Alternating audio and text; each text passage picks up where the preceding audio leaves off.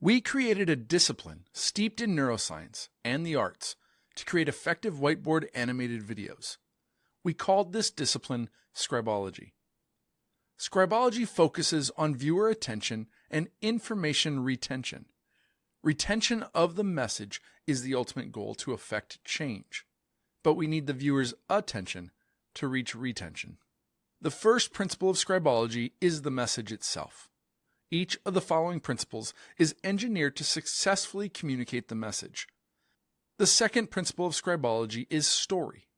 Story is how people process information most effectively, and we've known this since we were living in caves. Modern examples of this research can be found in a New York Times article, Your Brain on Fiction, by Annie Murphy Paul. Story gives us context, explains causation and relationship. Stories benefit both attention and retention. Squigl relies on users to tell stories at the moment, but we see ways we can aid them in telling better stories in the future. The third and fourth principles are a dynamic duo that focus on viewer attention, and they are motion and surprise. Our lizard brain's historic job has been to scan our surroundings for motion, asking and answering the questions: can I eat it? Can I mate with it? Will it eat me? It does this to ensure its own survival. This part of your brain can even force your head to look at the cause of the motion. The glyphs used in Squigl leverage motion by playing them back the way the artist drew them and are fantastic at grabbing viewer attention. According to Dr. Susan Weinschenk in her book, 100 Things Every Designer Needs to Know About People, unpredictability releases dopamine in the brain, which transforms the brain into a seeking brain, a curious brain. We call that unpredictability surprise. Squigl videos are a series of drawn images that create opportunities to surprise the brain by the choice of glyph or how it animates.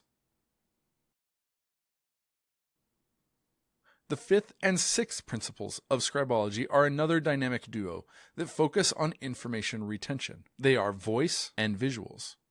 OSHA put out guidelines in 2008 about the use of voice and visuals when presenting information. It turns out that when presenting information both orally and visually, viewers are 6 times more likely to retain the information over listening or reading alone, and almost twice as likely as visuals alone. Squigl takes the syncing of voice and visuals more seriously than other presentation mediums, even other whiteboard video. Because images are expensive, most content is heavily weighted to text and audio, with supporting images every 20 to 30 seconds at best.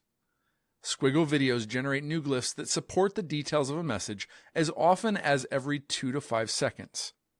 There are 6 additional principles that support the primary ones cited in this video, from the quantity of images to their simple design so the brain can catalog them quickly and move on, the use of images that have cultural significance, separating images into groups of ideas on individual frames as a way to chunk the message for easier consumption. And all of these have been built into Squigl.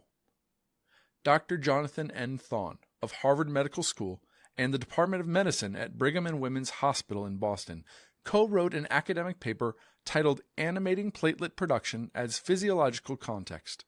In this paper, they assert that our method of whiteboard animation is beneficial for academic publishing and broader communication of scientific ideas to the greater population. Most recently, the Wall Street Journal article entitled The End of Typing, The Next Billion Mobile Users Will Rely on Video and Voice, asserts that the use of voice activation and video output will be the preferred mode of communication in the future.